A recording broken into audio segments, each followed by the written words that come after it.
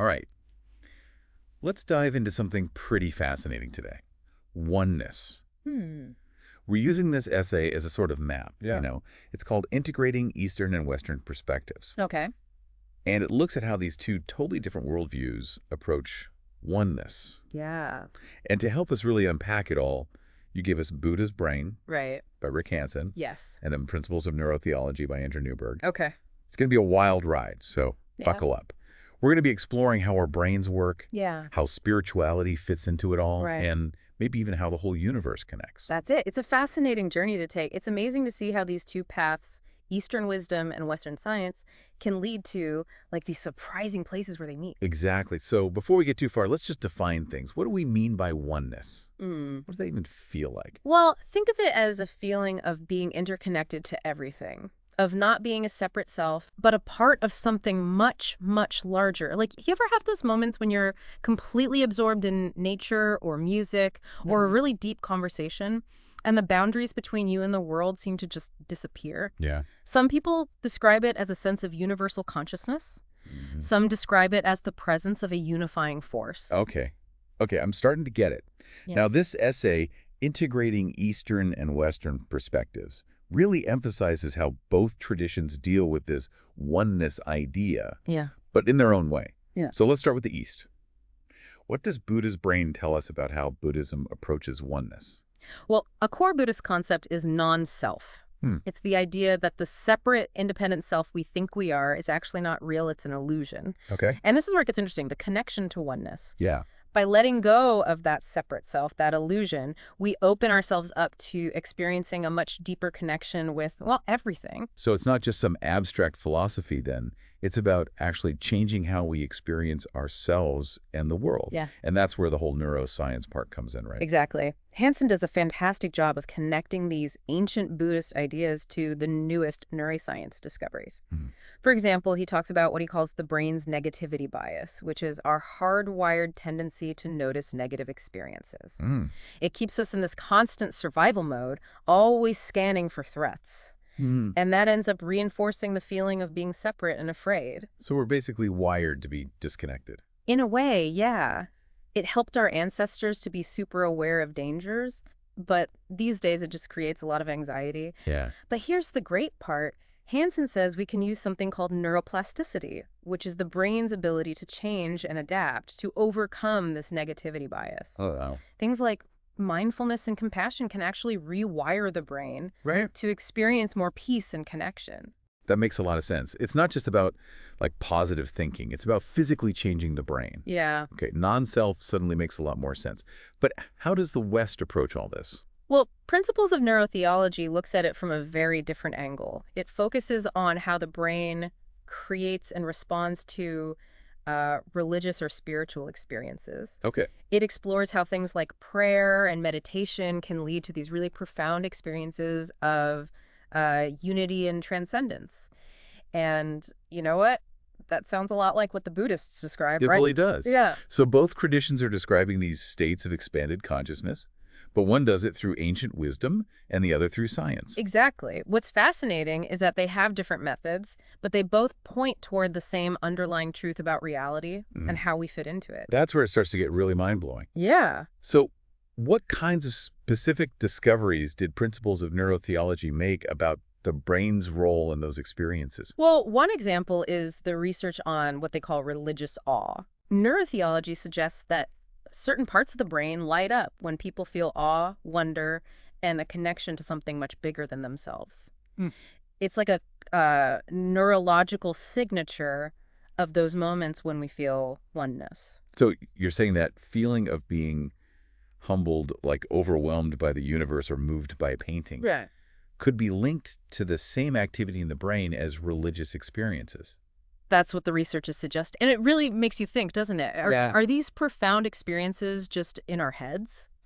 Or is there something about our brains that actually shows us something deeper about reality itself? It really makes you think. Both of these books, Buddha's Brain and Principles of Neurotheology, Right. they're both dealing with these huge questions about like consciousness, spirituality, and what reality even is. Right. And they're using oneness as this lens to like explore them. That's a great way to put it. And you know what's so interesting is that both traditions, East and West, seem to emphasize how powerful these contemplative practices are.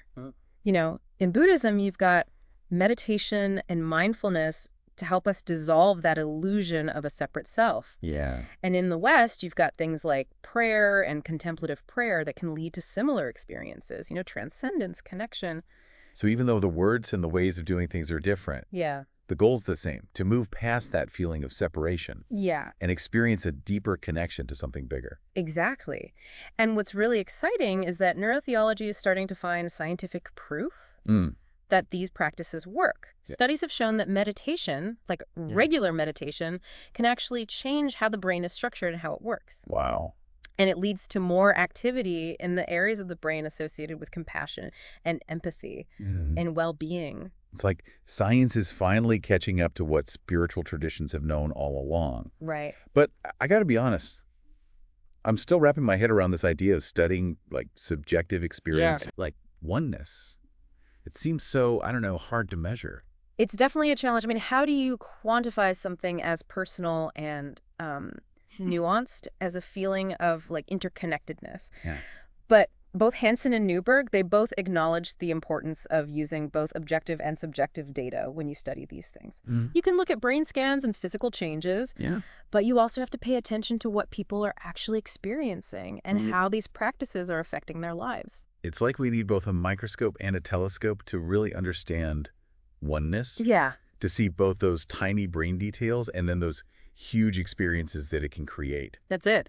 But where do we go from here? I mean, what does all this mean for us, you know, as people just trying to like live in this crazy world? Well, that's the beauty of it, the journey of exploring oneness. It's a deeply personal one. There's no right or wrong way to approach it, really. Okay. We can try different contemplative practices. We can dive deeper into neuroscience and neurotheology. Yeah. Or we can just pay more attention to those moments in our lives where we feel that sense of awe and connection, you know? It's like we've been given this whole new toolbox. We can pick and choose which tools work for us and see where they take us. But is there anything in either of those books that really jumped out at you, something we haven't touched on yet, that might like really make our listener think?